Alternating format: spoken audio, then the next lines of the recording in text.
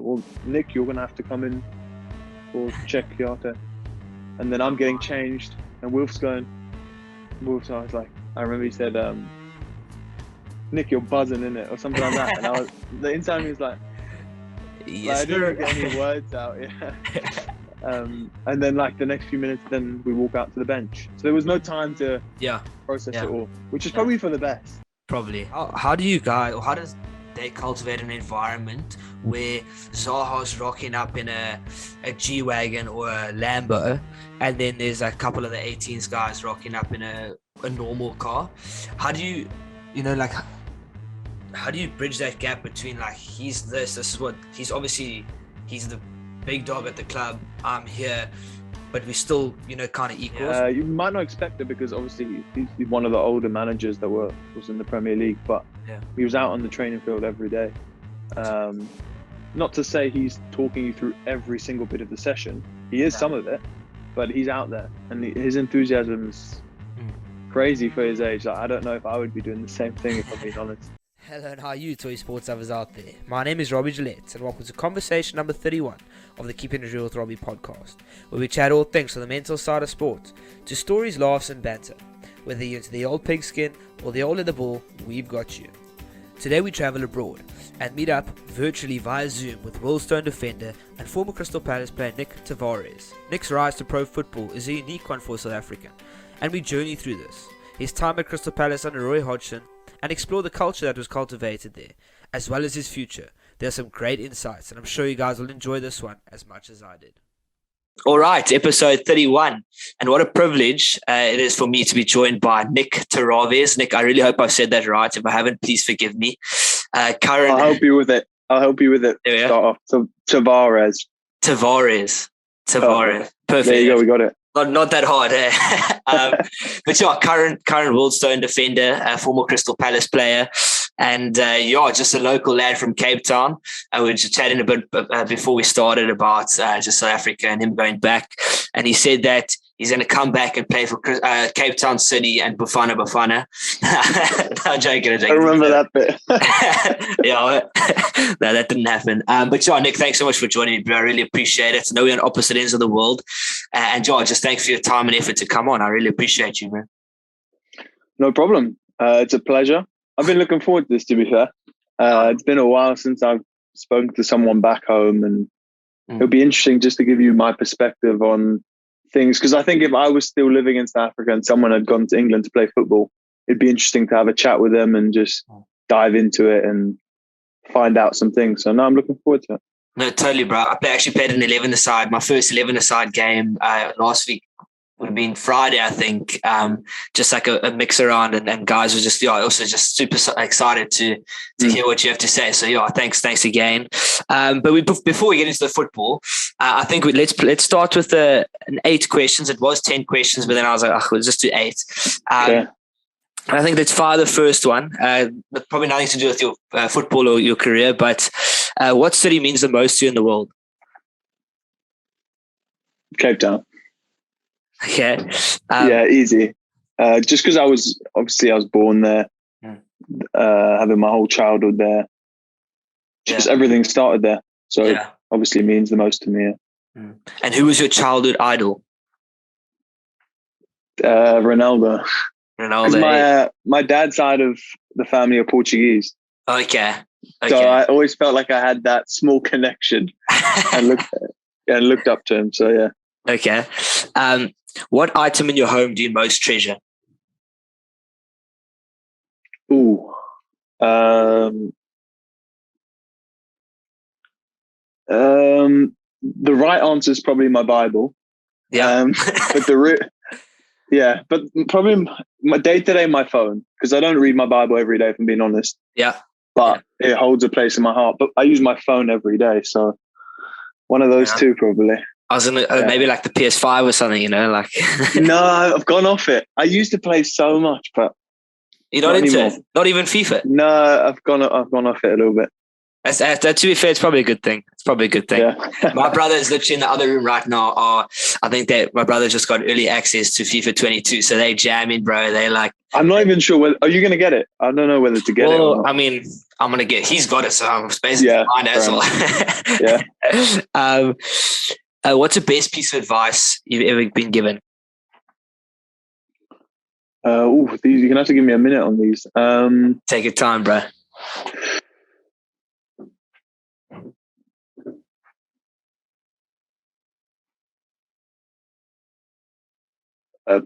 Probably, I can't think that anyone's ever given it to me specifically, but I've heard it said before, and it rings quite true. Like, just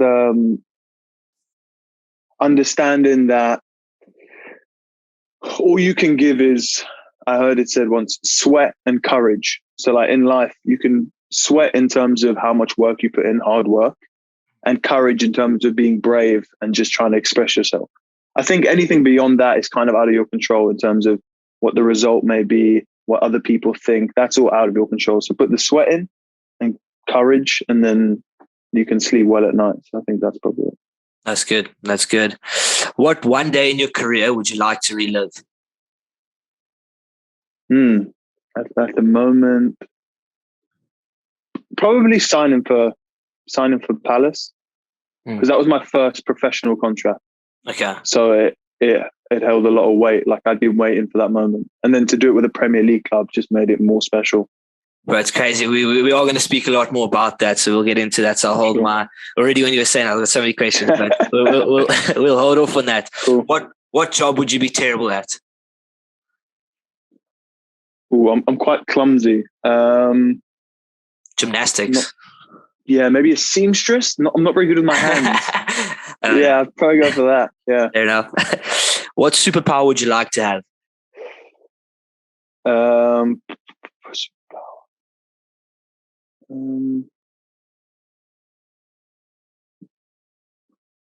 I was going to say the future, but I don't want to know, to be fair. I'll come back to you on that one. I'll come back to you. Give me the podcast to think about it. What skill would you most like to master?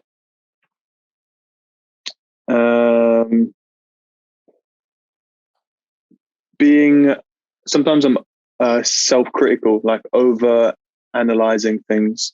I just want to be able to be, I don't know if there's one word for this, just be happy with the outcome of things and be able to just move on day to day and just battle through things, not put your head on your pillow and think about it for half an hour and then sleep. Just work through life at a steady pace. Are you someone who overthinks, would you say? Yeah, because I think I want the best for myself and I want to always do my due diligence and put in the right amount of work, then I'm constantly thinking of ways to improve or what I could change. But I think the best way to live is not to get too high with the highs and not to get too lows, and just kind of in that middle zone. And then life's easier, I think. Yeah. I'm also someone who like find myself even just you're going to bed and just thinking all the time about like what's next, how can I improve, like, and eventually it's the biggest one. Yeah, it's crazy. But Nick, I'd love to get into footy now. And you might actually my second footballer. My first was Matthew Booth, but one that I'm really excited for. And Matthew Booth, that's a throwback. Wow, it's a big throwback, bro. Big throwback. Nice. Nice. For you, where does your football journey begin? The earliest memories is Tableview Football Club. No ways. I was, I think I was 4 years old, and my dad had ambitions of. He was a professional footballer, but I don't think he made it to like the levels he wanted to. So I don't know if that was him kind of trying to push me in the direction, or just seeing if I was interested in football or soccer. So he took me to Tableview when I was 4, and I just remember getting chucked into a game with one of my friends, Devon Short. And we just had a blast, and we just carried on going every week from there. And I started to realize that I was good, and then just progressed. That's crazy, bro. Because all three of my brothers and I also started at Tableview, because I'm originally from Tableview.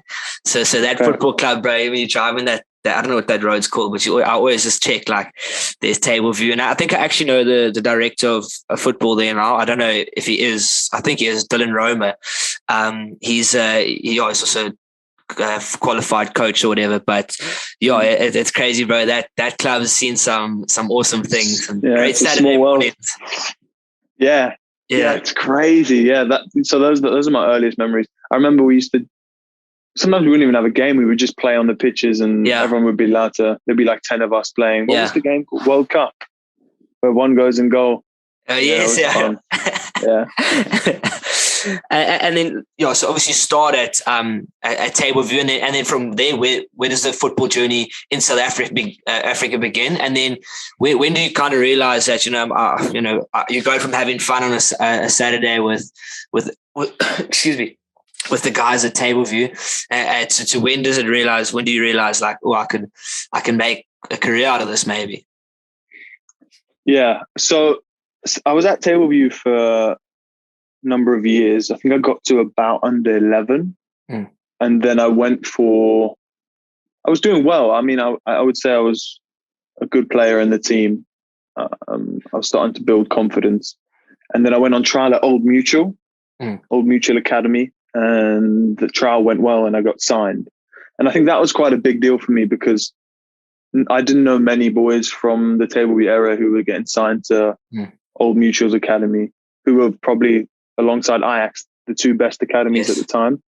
So that just gave me a boost and gave me confidence that I was maybe ahead for my age group when I compare myself to like my school peers and whatnot. Then played there for a few years and eventually signed for Hellenic FC, who were newly formed at that time. I think I was under 14s. But I was very confident at that point. I was always like going to sleep dreaming of getting the opportunity to play abroad. It might sound so cliche and that like it sounds like I'm making this up in a way because it fits the story. But like I was going to sleep constantly dreaming about going abroad to play football for the likes of like Barcelona, Real Madrid, Chelsea. And I believed that I was good enough in a weird way. I probably had no right to believe that because I didn't even know how good the other boys were abroad.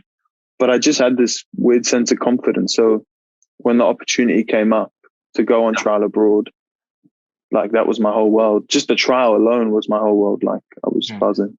Yeah. And just to take it back a little bit, what does it mean, at 11 years old to sign for Old Mutual? Yeah. That was big. It was big. I mean, I didn't know anyone I think I knew one boy who played for Old Mutual. And it was a big deal because anyone from that sort of Tableview area, Parklands area, plays for Tableview, plays for Sunningdale. It's very rare that you go out and play for these academies because usually the quality level is higher. So, it was big. That was my first. It was more professional than Tableview. It was my first step up into a more professional sort of setup. And so I saw that I read that you got scouted. How did that process work? Like what before there was like a tournament where how does one even go about getting scouted to go overseas to go trial? Do you mean when I went to England, right? Yes, yeah. So there was a scout named Louis Carreira, Portuguese guy, and he had a relationship with an agent in the UK. Okay. Crazy enough, the way I got scouted wasn't through a football match. It was through, I think it was summer, so there was no football at the time, or there was a break for some reason. We had a month off or whatever. And there was one of those sort of soccer camps, like a five-a-side on the AstroTurf with a coach who runs it and the kids pay and they come and play. And I just went there to keep on top of my skills and learn new stuff. And he was there. And that's where I got scouted. And that day I didn't want to go. I was telling my dad, why can't I just have some time off and rest? And he said, no, we're going to go. And we drove all the way. I think it was near the stadium, like near the waterfront. Yeah. And we did it there. It was a long drive. I wasn't in the mood. And then he was there and he saw me and he liked my skills. And from that moment, he started coming to my games to analyze me further. This was at 14. Wow. And after he'd seen like 3 or 4 games, he decided, no, I think this boy's good enough. And he contacted the agent in England and the trial was set up. That's and crazy. it's time for me to make a decision where we're going to go and stay in England for a month and trial, or was that a step too far? And obviously it wasn't. As soon as we heard, we were on the plane. Yeah.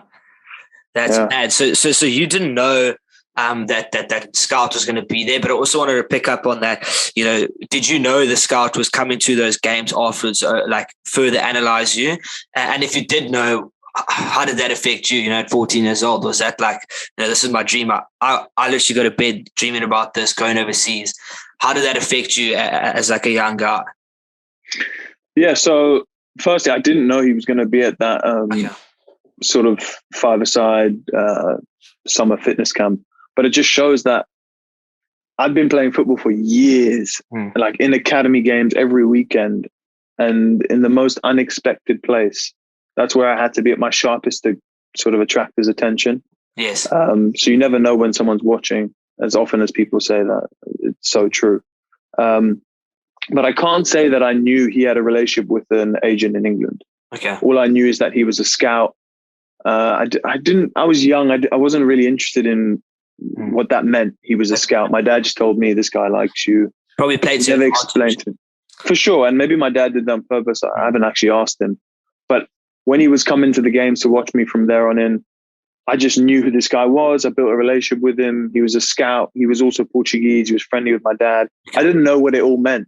If I had, maybe that would have put some pressure on me. But I think at that age, I just cared less. Yeah. If you had told me that today, I would feel that pressure and I would overanalyze like we spoke about. But at that age, all you're doing is playing football, playing soccer, which you love, just competing. And that was enough for him to give me the green light to go abroad and trial. That's crazy, bro. It's crazy how things work out. But also, so you make that decision to go over for a month. Then how does that month work? Are you going to trial games, or are there certain clubs that he's already, thought, okay, let him this, so guys, it will look good at Palace, or how does that whole month work for you? Yeah, so I didn't have any information, to be fair. When me and my dad, so my mum and my brother stayed in South Africa, me and my dad went over alone. We didn't really know what we were getting ourselves into. We just knew there was an opportunity. Okay. So it's not like we had this fact sheet of where we're staying, how long we're going to do this for, what time's train. It was just, let's go, and whatever the agent says when we're out there, we're going to do, because we want to do this. So we went out there. We stayed in a hotel for a month. Me, my dad, and Louis, the scout. Yeah. He came out as well just to make us feel more comfortable and introduce us. And then the agent got us trials at Reading. Okay. And Brentford. And so we were just staying in the hotel, visiting central London for a day, next day going to training here, next day off, next day going to training there. It was all quite, it went quite fast. It was just rushed. Yeah. But luckily the trials went well, and I showed enough to where Brentford offered me the scholarship, which is, I don't know if people in South Africa will know exactly what a scholarship entails, but they pay you very minimal amount of money. So it's not a professional contract. I can't remember what the number was, but it's minimal amounts, just a bit of pocket change.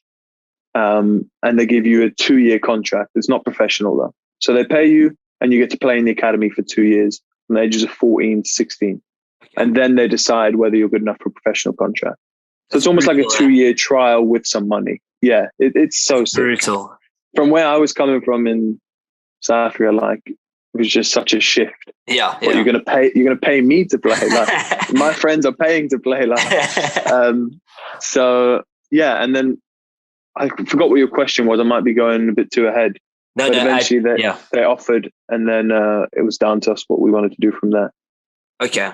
And then what, so where did you choose? You obviously chose Palace, right? No, so that comes further along the line. I went to Brentford. I signed for Brentford. Oh, wow. Okay. I did my scholarship at Brentford. So I played for Brentford under 14s, under 15s, under 16s. And now my life was changed. I mean, I was playing against Liverpool and like these type of clubs after just playing for Hellenic against whoever it was. Yeah. So I loved those 2 years, developed so much technically. Yeah. Like the training was just a whole nother level. And then when I got to under 16s, it was now time to decide whether I get my professional contract or not. The decision was being made on everyone in my age group. And what actually happened was Brentford closed their academy. Oh, wow. So the chairman, the owner decided that they weren't producing enough players for the first team for the amount of money they were spending on the academy. And therefore now they only have a B team. There's no academy system at Brentford. Oh, wow. So from there, everyone in the academy had to go off and find new clubs.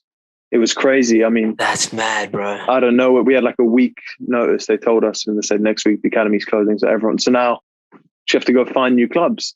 Wow. And that's where I had trials all over the place. I went to Wolves on trial. I went to Middlesbrough on trial. I went to Brighton on trial. I went to Palace on trial.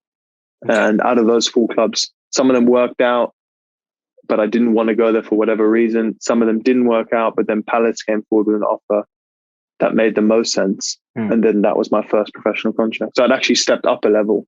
So it was a blessing in disguise. Yeah. Yeah, totally. But sorry, how do you reflect on signing for Palace, and what was the deciding factor for you to sign there? Like, well, some things didn't work out at other clubs, but what made you decide, I want to go to Palace? Yeah, so the deciding factor, so I would say the main thing was the fact that they were a Premier League club. Okay. At that time, Wolves were in the Championship, Middlesbrough in the Championship, and Brighton were in the Championship, if I'm not mistaken. So when a Premier League club come in and they're like, we'll give you a professional contract, and I know the types of players that they have, the club that I'm going to be rubbing shoulders with, it was kind of a no-brainer. It was almost too good to turn away that experience. So that was probably the deciding factor. And that's when everything changed. Like that was the moment I'd been waiting for, like, from where I'd started, like the start of what we were speaking about at Old Mutual and Hellenic, to then signing for a Premier League club. I understood that it was only the start of the journey, but it was a very important step. And so at 18, that's when I became professional.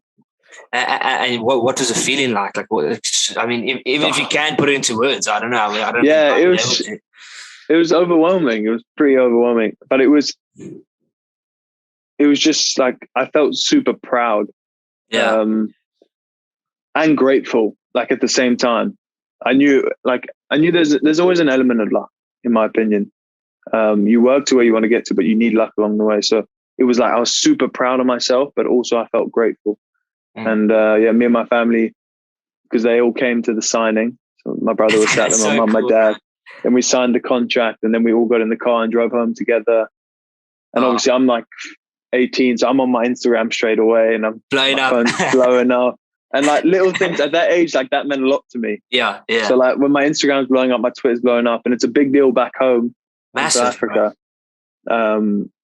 It was just so amazing, like something I dreamt of, literally. So unreal. Dreams do come true, eh? Exactly, man. Let's chat about Palace, because I think that's, Premier League club. Like, what's the environment like? What's the environment like at Crystal Palace as a young 18-year-old? And then what would you say, I mean, even if you can compare the differences between like being in the UK and being in South Africa in terms of being a footballer? In terms of the environment, pretty much what you expect. Like it's very professional. The setup in terms of how your daily routine looks, you're coming in, breakfast is prepared for you. There's a protocol you follow before training called Prehab, which is a set of exercises you do. You get on the pitch, just little things like the warm up takes 10, 15 minutes. You're doing things that are going to enhance your training, not just loosen you up. It's going to physically enhance you. Cool downs. I don't know what they're called, but there's machines where you have to put gloves on. Oh, yeah. And things on your feet. Super cold for recovery. What are they called? Can't remember what they're called. But ice baths. Just there's yoga, like things like that. All the elements. There's loads of things put in place for you to succeed. Yeah. So it takes the onus off you a little bit. You don't have to.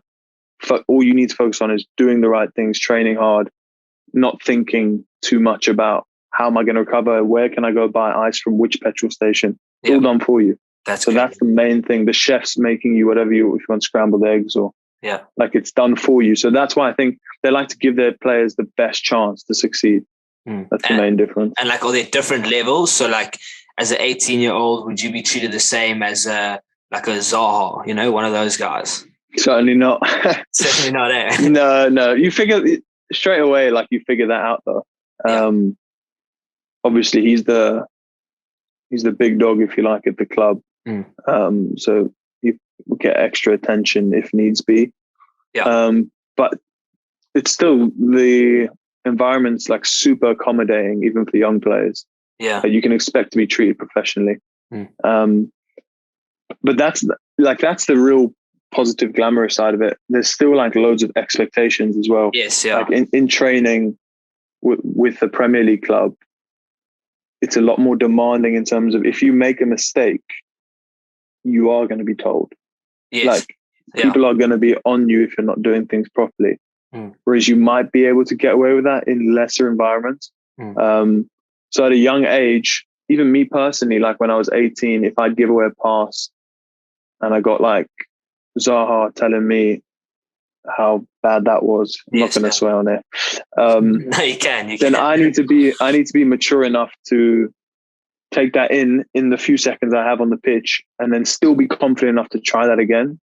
Whereas maybe even myself at 18, like that, what I used to do was I would shy away then. And I would maybe hide a little bit, because you can hide. If you don't really want the ball, you can hide. And that's what's come with my maturity now as I've got older. It doesn't matter if you give it away once.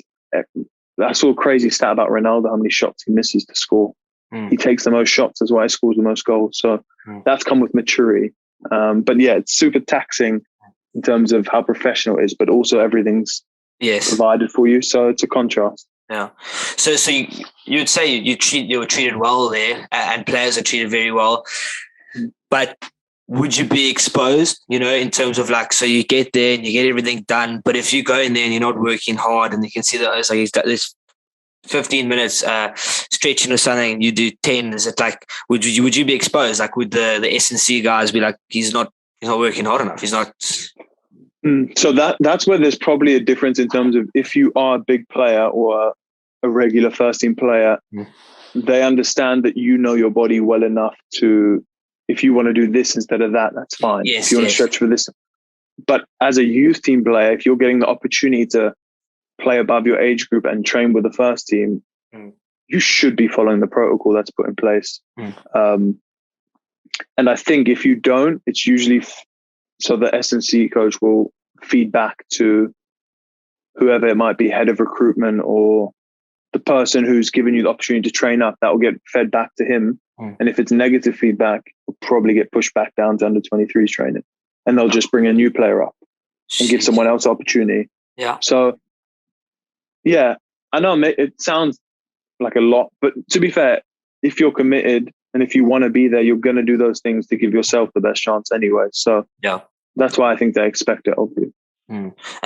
Sorry to interrupt you, just quickly. That's probably one of the biggest differences between, I know I only played in South Africa when I was younger, so I'm only comparing it to like young age groups of South Africa, but the professionalism is the biggest difference, I would say, in terms of like the facilities, the day-to-day structure, what's provided for you, even probably the players, like the culture within the players. Even if I compare the younger age groups in England to South Africa, there's a massive gap. Maybe because players in South Africa aren't taught at a young age why it's important to do, for instance, recovery, stretching, the mental side of it. Whereas in England, you're taught all of that at a younger age. I wanted to pick up on the whole culture thing that you mentioned.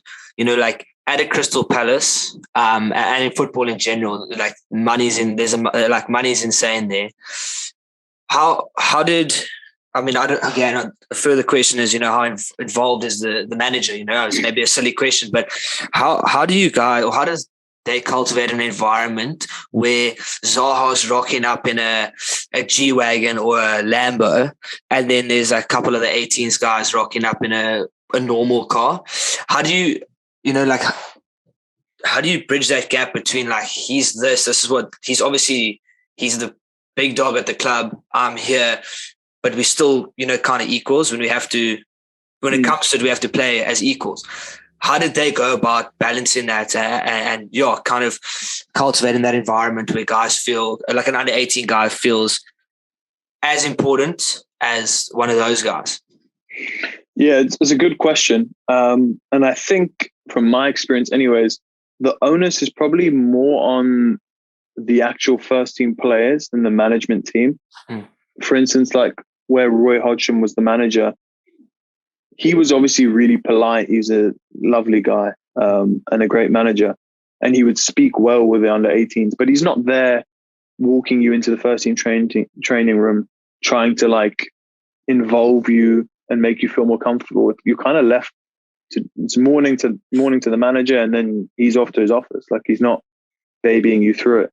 That's why I think the onus is more on the likes of, for instance, Andros Townsend, like always so welcoming. Whenever I would bump into him, like super friendly guy, would actually ask you questions about yourself or like just take part in conversation, which already takes the nerves away, like eases you in. So I think where I had a good group, the likes of Scott Dan, like Joel Ward, Martin Kelly, like they're all good lads and they want you to feel comfortable. Yes. I can't talk for other clubs, but I'm sure there are some lads who experience the other side of it where you get like the cold shoulder and you kind of have to earn your respect. So it's probably more difficult. But yeah, I would say the onus is probably on the players from what I've experienced, and I had a good bunch. So I can't complain. So just say for a young guy, it's like adapt or die, or not die, but like adapt or unfortunately you're not going to fit in. Yeah, I think players usually are adapted in terms of like, I think most under 23 players will be all right in training sessions. They have the quality. The biggest side is probably mentally, whether you believe you should be there, because quality-wise, most of the players can get by in training or even stand out. Like they'll be fine. They're not going to stick out. But it's if you give away a pass, like I said, and then someone tells you off, and now you're doubting yourself. Now you make further mistakes. You apply the pressure on yourself. You look worse of a player than you really are. Yeah. So you can almost harm yourself in a way if you take that mindset into it. But if you're confident, if you just express yourself as you normally would, usually you're fine. It's not this crazy, harsh environment where you're feeling under pressure all the time. Like, I'm just being real with you, what I sometimes experienced, which was pressure in the training sessions. But if you're confident enough, you'll get through it, I wanted to ask, and maybe a silly question, but how involved is the manager, like Roy? How involved was he in the everyday stuff? Super involved. Yeah. You might not expect it because obviously he's one of the older managers that was in the Premier League, but he was out on the training field every day. Not to say he's talking you through every single bit of the session. He is some of it, but he's out there, and his enthusiasm is crazy for his age. Like, I don't know if I would be doing the same thing if I'm being honest. But he was just lovely, like a lovely guy to the young players, the older players. So yeah, and he was really successful. I think he put into place a good training schedule that worked for the players. The players knew what was happening on Monday, knew what was happening Tuesday. It was quite rigid in that way, and it prepared you well for the weekend. There wasn't any unexpected training sessions or things of that nature. It was quite structured. So, and that probably is a good reflection of how Palace played under Roy. Yes, structured, defensive. Everyone knew their jobs, counter-attacking at times. So, and during your time there, were there any pinch yourself moments? Yeah, but I would say, firstly, seeing the players for the first time, like you're going into the canteen, and I've finally got the nerve to go and make myself a coffee. while everyone's sitting around. And then like Christian Benteke is making a coffee next to me. And I'm like, morning. Like, he doesn't know where I've come from. So to me, it's probably weirder than for some of the English lads who have grown up in the academies. Any other pinch me moments? Probably Anfield, when I went to Anfield. I was on the bench at Anfield. Yeah, we're going to chat more about that, definitely. Yeah, there was no fans, which is a bit of a shame. But yeah, there was one pinch me moment when I don't usually I haven't been starstruck that many, not starstruck, but like I was going back in at half time and then like Salah was like here. Yeah. And I was like, if I come on, I'm going to have to mark probably you. Like, it was just, it's quite weird. Those are probably the two biggest. I can imagine you're just like, fuck, this is so cool. Like, you don't want to show like, but you're like, oh, this is cool. Exactly. What was your approach going into that high performance environment? You know, like you've come from Brentford, you've come from, Table View, Hellenic, going into Crystal Palace. What was your approach in terms of learning and are you going to sponge off these guys? You're just going to be like a sponge, or are you going to go in there with confidence? Like what was your kind of approach in it? The first thing that was on my mind, it's always been on my mind since I was like playing in the younger age groups. It was like prove yourself and earn your respect through your performances. Because obviously I didn't know any of these lads, so they weren't my friends as such. But through performances, I feel like you can build relationships with people. So I just wanted to play well, and then from that create bonds with teammates, and then I can start opening up and creating relationships, which I did. So that's my number one thing. And in terms of like being a sponge, it was just, like exactly that. It was such an opportunity for me. Like these coaches were, not to say South Africa didn't have quality coaches, but like it was just a different perspective on football. Having these English coaches, and I felt like my technical ability went up a lot in the training sessions in those 2 years, because Brentford had a very good coaching system. So yeah, it was just like making the most of it. We would do analysis after games, and sometimes the onus was on the players themselves to do it. And like I would always do it. Like there's not even a question. Whereas some boys would get told off or not fined at that age, but you would get told off for not completing your analysis of the game. Like to me, it wasn't even like as soon as I got home, I was on the lap. Well, I can watch my game back. That's crazy. Like I was straight on it. Yeah. And I was analyzing everything because I just thought this is such an opportunity. I want to improve as much as I can.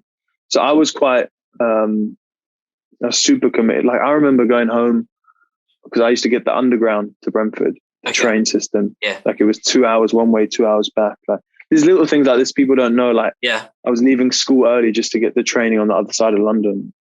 It was mental. But on my way home from training, like it would be like 9 o'clock, whatever. I would go on my notes on my phone and I would say Thursday training session. I would do positives, negatives, things to like every day. No one told me to do this. Like this was just, I'm just showing you that I was trying to take every opportunity. There was so being a sponge, like you said, that was exactly that. Where did that discipline come from? Did you always have it? It's just in me. Like, I don't know. I can't say I've learned it off anyone. Like my parents were hard workers. They had a business. Did it come from that? Maybe. But I just remember from the earliest of ages, like that was always my thing. Like that was always something I had to the highest ability. Like when I compare myself to my peers at a younger age, even growing up as a teenager, like little things like you used to leave, like couldn't sleep over at parties because I got trained the next day. Like maybe my dad instilled it in me, but I just think it also comes natural. Like I just want to give myself the best opportunity so that once it's done, I can go, I gave it my best. Like this is fun. You sleep well at night. Exactly. Yeah. Like we spoke about. How do you reflect on your time at Palace? Super positive.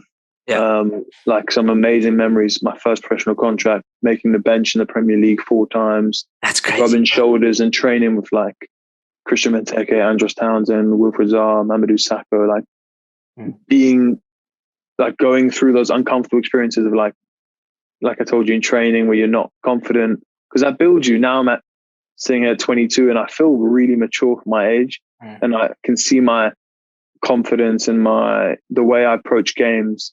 Like I've had a shift, and that's probably come from my time at Palace. So just super positive, to be fair. It's a shame I didn't get on the pitch in even a cup match or anything. And I actually have some insights. Do you want to hear it? It might be a little bit I'd love to. No, please, bro. So I noticed a shift. So when I first made the bench in the Premier League, I was probably 19. I would say 19. And I was on the bench for the first time against Bournemouth, full Selhurst Park, 30,000, whatever. Right. And I was warming up, and the part of me didn't want to come on.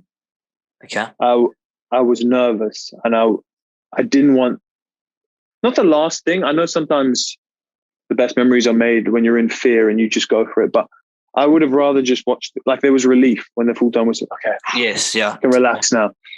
And I noticed that when I got older, when I was 21 and I got called up for the next time and I made the bench like at Anfield and stuff, it was the opposite effect. Yes. I was in hope that the manager was going to call me. I was sitting there confident. I wanted to come on and play against Mane. Whereas if that was 2 years ago, I would have been nervous to do so. So that I already noticed the shift, and I noticed maturity come in and confidence, and that thing I said about all you have is sweat and courage. Like don't overthink it. So that was a cool shift that I noticed in my time at Palace. Yeah, that's maturity. That's massive. Would you say that, you know, being a defender it's a little bit harder to break into a team, like a Premier League team, in terms of like, you know, when you've got your first choice centre backs, the only time you're really going to get on if there's an injury? Is that fair assessment? No, I think that's spot on, because there's also a lot of risk that's probably involved with. You wouldn't change a back four or a back five unless necessary.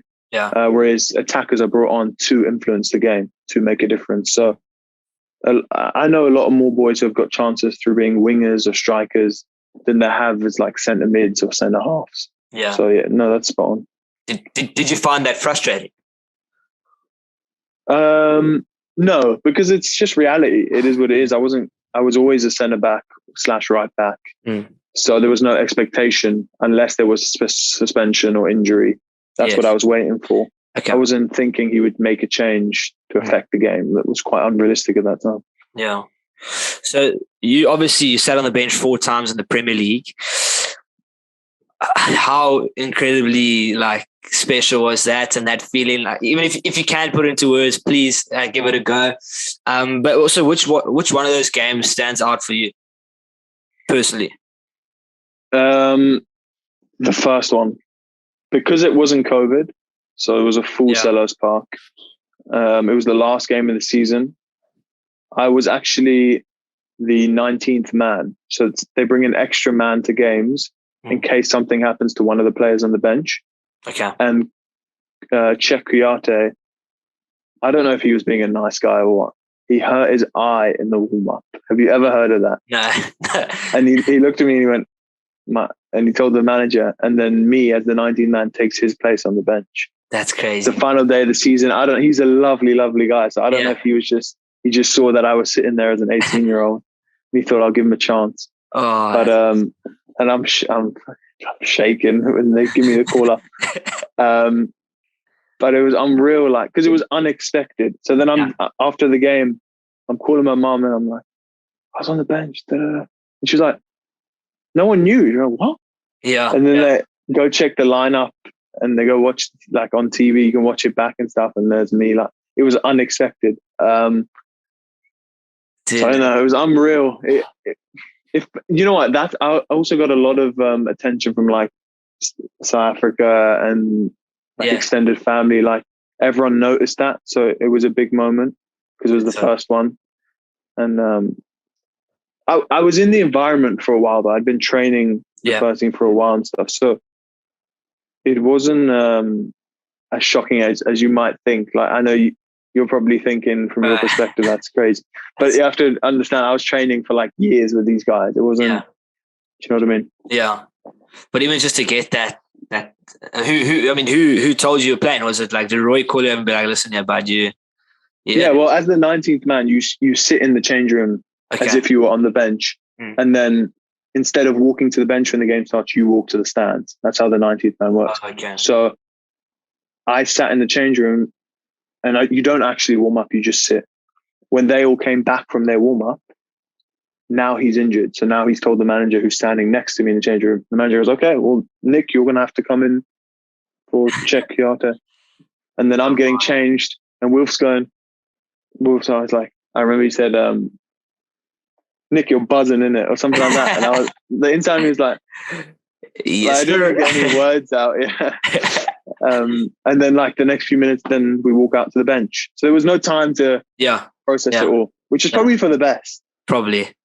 Yeah. That's insane, bro. And I'm sorry, I'm just going to ask all the nosy questions because that's for sure. That's what I want to do, and I think that's what the guys want to hear. But like before a Premier League game, what's the change room like? So you have different characters. Sorry. There's different characters. Like, for instance, someone like James MacArthur gets there like an hour before everyone. He's getting his massage done. He's rolling on his foam roller. He's getting the pre-match meal, like very structured. So he's in his corner doing his thing. It was Zaha playing games on his phone with his headphones on, like as if he was like going to play in a park. And then you have some guys who are friends who will be just chatting in the corner, and in the background you have obviously the music playing. And everyone's just doing their own thing, getting ready. But there's a lot of seasoned pros in that team. There wasn't many youngsters, so you could see they all had a routine. But yeah, like every change room, the music was playing, the set pieces on the wall. That's crazy. We'll go through some analysis before the game. There's a fact sheet of the opposition, their height, what they're good at, what they're bad at. Wow. Who you're marking from corners. Their picture will be above your thing, above your name. No ways. Was there much of like the motivational stuff, or was it? No. Yeah. Maybe also because it was the last game of the season. Okay. So everyone was easing off now. Everyone's getting ready for summer. Enjoying it. Get this one out the way, and we're done. Ibiza. So, and these guys were seasoned pros, like I said to you. So they don't need Roy to go and give a motivational speech, really. Yeah. And then in detail, if you could you take me through, and the guys listening through, like the whole day leading up to a match day, where we're from hotels to buses to all that kind of stuff? Yeah. So it depends if it's a home or away game. Home game is pretty standard. You'll train Monday, Tuesday, Wednesday off, train Thursday, Friday in preparation for the game Saturday. There's no hotels for home games. Stay at your house, report to the stadium at a certain time, watch the analysis of the opposition for about 20 minutes, some clips, pros and cons of them, have a pre-match meal as a team at the stadium, check out the pitch, in the change room, get ready for the warm-up. Pretty standard stuff. Away games, a little bit more complicated because you need to travel. So depends how far it is. For instance, when we played Liverpool, we flew. So we flew from like a private airport in London on a tiny plane to Liverpool.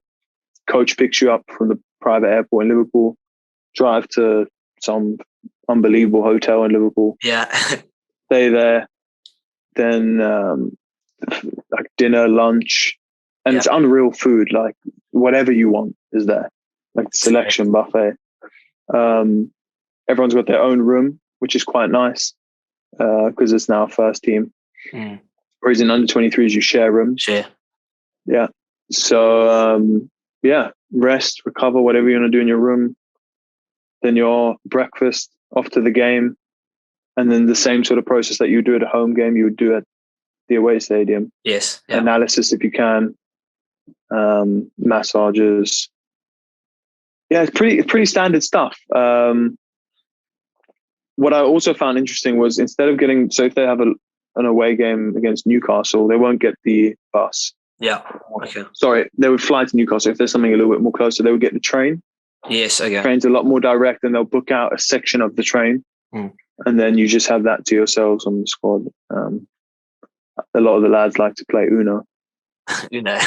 Uno and poker. Those are the two main ones I've seen. Did you have or experience any like weird fan moments, you know, at the hotels? Was it like guys creeping around, or was there not much of that? Are you guys pretty protected? I would say so. It's pretty cool though, in terms of like when there's a home game, you arrive in your car parks for the players, and then there's almost like a runway, like a walkthrough to get to the stadium, and then you have all the fans on either side. That's insane. So like I'll get there, and like no one really knows me, but they're like, "Can you get a signature?" And I'm like, signature. "I know you don't know me, but I'll do it anyway." Yeah. But that part's pretty. That like then you're like, okay, this is real. Like because there's people waiting just for me to sign and like take pictures, and not necessarily for me, but because I'm part of the squad, they'll probably ask. Yes. Yeah. So that was pretty cool. But in terms of like away games and stuff, not from what I've, maybe when you get to like Man United, Liverpool's, everywhere you go. Yeah. But Palace, it was all right for the away games. Okay, cool. Let's chat a bit about Wealdstone. Wealdstone, right? Yeah. What made you decide to just go there? What was the factors that took you there? So time had come to end at Palace. I was 22 in January. Wasn't in the first team really. Haven't got any games. Now too old for under 23s. So you're in that weird position where it's probably best off I go and find first team football somewhere and build my career. Having left under 23s football, I think I underestimated how important it is to have first team games under your belt. Yes. Because managers in the Championship, managers in League One, managers in League Two even, are very focused on, oh, he's 22 and he plays centre-back. How many games has he got? Okay. And me, I've got none. Yeah. I haven't been on loan. Yeah. I've been on the bench. Doesn't really mean anything to them. They want players they can trust who have experienced actual games in front of fans. Okay. So I found that difficult when I had to leave Palace. Okay. And luckily, Wealdstone came up because it was a very good option. In hindsight, the manager wants to play football out from the back, which is quite uncommon in this league, or even League Two and League One. We play three at the back, so I can play on that right side or the left side, which suits me perfectly. They really wanted me, the management staff, give me confidence. So I think I can play here, get a good amount of games, and just learn my craft. Yes. It might not be the level I want to stay at, but it definitely gives me a platform to build on and move upwards. So for this time in my career, it's perfect, really. Perfect, yeah. And where is it based? Where's home for you now? Yeah, Wealdstone is about an hour from me. It's like the area is Ruislip, Uxbridge. I don't know what part of London it is really. It's kind of northwest. Much closer than I had to drive for Palace because I'm kind of North Londonish. Okay. So Palace was on the other side of London. It was quite a drive every day. So this one's closer. Yeah.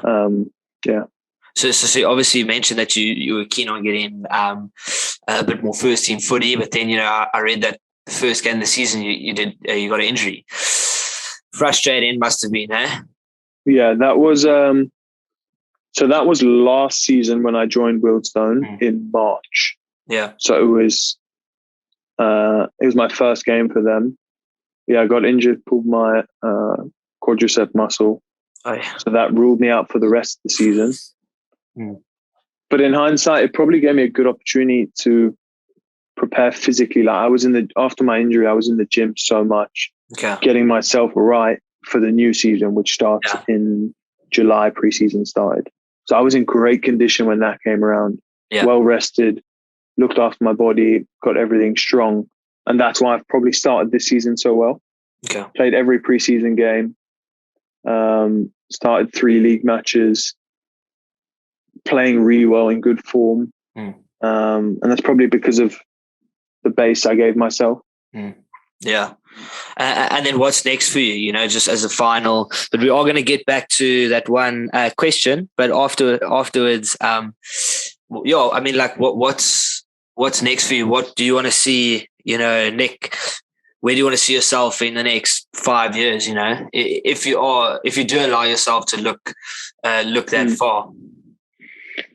I want to see myself at the top. Like that's the vision, that's the dream. Premier League, full international. Like that's what I'm aspiring to be.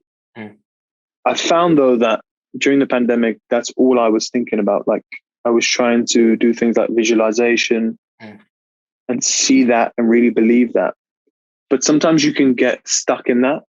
Yeah. Whereas if you focus on more day to day, getting tasks done game by game, then those dreams suddenly become more realistic because you're working towards them. So I've started to hone that in a little bit, just focus on what's ahead of me. But in the long term, that's my aspiration, the very top, full international, Premier League. But I understand that I need to work hard now to get there. Yeah. Damn, bro, that's awesome. I seriously, like, I've thoroughly enjoyed this. Like, I've literally, like, I'm so fired up. I'm fired up for you, and I can't wait to see those next 5 years. So thanks so much for joining me, Nick. I really appreciate you and your time. It's absolutely been, not. I know. My pleasure. I'm going to go brag about it to my brothers now, and they're going to love this one for sure. So thanks so much. We'll do another one when I've moved up the ladder. Yes, bro. I'm so keen. So keen. So thank you so much. I really appreciate it. And have an awesome day.